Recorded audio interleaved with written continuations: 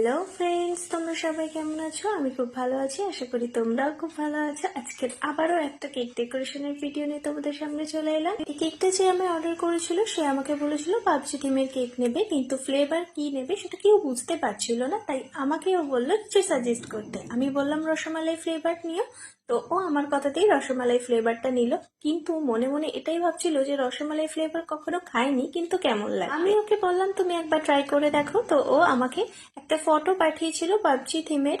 এই ফটোটা আমাকে কেকে লাগাতে বলেছিল। এই ফটোটা আমি সুগার পেন্ট করে কেকের উপর লাগিয়ে দিয়েছি আর নজল দিয়ে ডেকোরেশন কমপ্লিট করে নিচ্ছি। কেকের উপর যে ঘাস আর ফুলের ডিজাইনটাও আমাকে করতে বলেছিল সেটা আমারই একটা কেকের ভিডিও দেখে আমাকে করতে বলেছিল, কিন্তু ওই কেকটায় ফটো প্রিন্ট ছিল না, ওই কেকটা নর্মাল পাবজি থিমের ছিল। কিন্তু ও বলেছিল শুধু একটা ফটো প্রিন্ট অ্যাড করতে হবে কেকের মধ্যে। আমি ওর কথা মতোই কেকের মধ্যে ফটো প্রিন্ট অ্যাড করে দিয়েছি আর কিছু নন এডিবল স্টিকারও বসিয়ে দিয়েছি কেকে।